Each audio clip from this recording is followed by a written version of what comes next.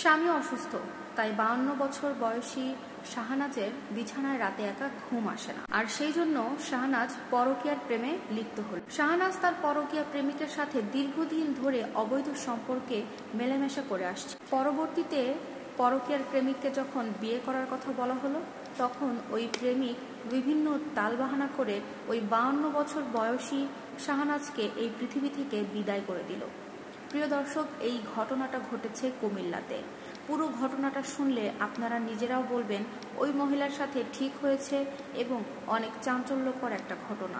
এই শাহনাজ 52 বছর বয়সী মহিলার চারটি সন্তান ছিল। শাহনাজের বয়স 52 এবং তার বড় ছেলের বয়স 25। শাহনাজের স্বামী ভীষণভাবে অসুস্থ হয়ে বিছানায় পড়ে আছে, কিন্তু তার তো স্বামী দরকার, কিন্তু তার স্বামীকে সে কাছে পাচ্ছে না। এই কারণে সে পরকীয়ার সম্পর্কে লিপ্ত হয়ে যায়। পরকীয়া প্রেমিকের বয়স ছিল 35 বছর। পরকীয়া প্রেমিকের নাম ছিল মহিউদ্দিন।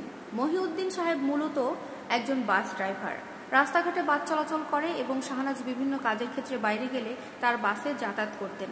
এখান থেকেই তাদের দেখা সাক্ষাৎ, ভালো লাগা, কথাবার্তা আদান প্রদান, মোবাইল নাম্বার নেওয়া এবং ফেসবুকে বিভিন্নভাবে তারা নিজেদের সাথে যোগাযোগ করতেন এবং আস্তে আস্তে তাদের মধ্যে সম্পর্কটা পরকীয়ার সম্পর্কে চলে যায় এবং অনেক ঘনিষ্ঠ হয়ে যায়। পরবর্তীতে শাহনাজ মাঝে মাঝেই তার পরকীয়ার প্রেমিক মহিউদ্দিনকে তার বাসায় ডেকে নিতেন এবং তারা সময় কাটাতেন। তাদের এই পরকীয়ার সম্পর্কের কথা দুই পরিবারের কেউ জানত না, কারণ শাহনাজেরও পরিবার আছে, স্বামী আছে, চারটে সন্তান আছে। অন্যদিকে মহিউদ্দিনেরও ঘর আছে, বাড়ি আছে, তার বউ আছে, তারও সন্তান আছে। কিছুদিন তাদের সম্পর্কটা খুব ভালোভাবে যাওয়ার পরে 52 বছর বয়সী শাহনাজ 35 বছর মহিউদ্দিনকে বলে বসে, তুমি এখন আমাকে বিয়ে করো, আমি তোমার কাছে একেবারে সেটেল হতে চাই, আমি এই সংসারে আর থাকবো না, আমি তোমাকে বিয়ে করে তোমার সাথেই জীবনটা কাটাতে চাই।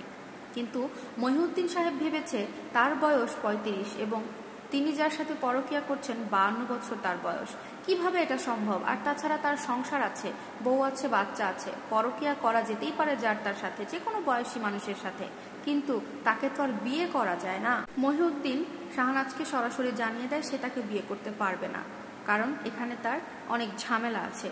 কিন্তু পরবর্তীতে শাহনাজ মহিউদ্দিনকে থ্রেট করে, 1 সপ্তাহের মধ্যে যদি সে শাহনাজকে বিয়ে না করে তাহলে সে থানায় যাবে, এই ব্যাপারে তার নামে মামলা করে দেবে। তখন মহিউদ্দিন ভাবলেন তার এই কথা যদি প্রশাসন জেনে যায় বা তার পরিবারের সবাই জেনে যায় তাহলে তার মান সম্মান নষ্ট হবে এবং তার সংসারটা ভেঙে যাবে। তাই সে টেকনিক করে তার পরকীয়ার প্রেমিকা 52 বছর বয়সী সেই শাহনাজকে টেকনিক করে সে কাছে ডাকলেন ফোন দিয়ে এবং প্রেমিকা শাহনাজ হুড়মুড় করে প্রেমিকের কল পেয়ে চলে গেলেন মহিউদ্দিনের কাছে। কিন্তু এই 52 বছর বয়সী শাহনাজ কখনো বুঝতেও পারেনি যে তার 35 বছরের অল্প বয়সী পরকীয়ার প্রেমিক তাকে দুনিয়া থেকে সরিয়ে দেওয়ার প্ল্যান করেছে। এটা বুঝতে পারলে হয়তোবা সে যেত না। সে ভেবেছে হয়তোবা মহিউদ্দিন তার সাথে সেটেল করবে, সে বিষয়ে আলোচনা করবে। দুজনের দেখা হলে মহিউদ্দিন শাহনাজকে বলে, চলো আমরা গাড়িতে যেতে যেতে কথা বলি, আমার সামনের স্টেশনে কাজ আছে, খুব জরুরি। একথা বলে তারা গাড়িতে উঠে পড়ে। মহিউদ্দিনের বাসে উঠে তারা রওনা দেয় এবং যেতে যেতে মহিউদ্দিন শাহনাজকে বোঝাচ্ছিলেন, আমরা দুজনেই মজা নিয়েছি, দুজনকে ভালো লেগেছিল, সময় কাটিয়েছি, যেটা যতদূর গিয়েছে, আমরা এখানে এই সম্পর্কটা শেষ করে দিই, এর থেকে আগানোর কোনো দরকার নেই, তোমারও সংসার আছে, সন্তান আছে, আমারও সংসার, সন্তান সবকিছুই আছে, এখানেই আমরা এই সম্পর্কটা শেষ করে দিই। কিন্তু 52 বছর বয়সী শাহনাজ কোনো মতেই এই সম্পর্কটা এখানে শেষ করতে রাজি নয়। এই কথা নিয়ে দুজনের মধ্যে বাক বিতণ্ড লেগে যায়। তখন মহিউদ্দিন সাহেবের মাথা অনেকটাই গরম হয়ে গেল এবং রাগের মাথায় ওই 52 বছর বয়সী শাহনাজকে গাড়ির মধ্যেই বাসের ভেতরে নির্মমভাবে এই পৃথিবী থেকে বিদায় করে দিল। এই ঘটনাটা ঘটানোর পরে মহিউদ্দিন ভাবছে, এটা আমি কি করে ফেললাম, কি করতে চেয়েছিলাম আর কি হয়ে গেল, এমনটা তো করতে চাইনি। তারপরে তারা এখন এই মহিলার লাশটা নিয়ে কি করবে?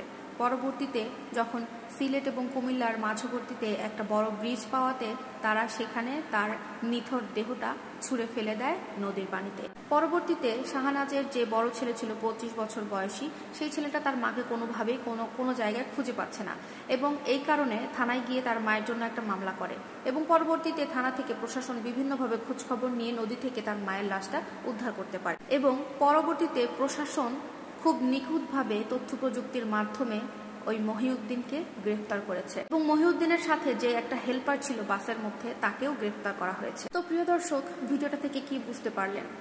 অবশ্যই কমেন্ট বক্সে জানাবেন আর ভিডিওটা শেয়ার করতে ভুলবেন না। আল্লাহ হাফেজ।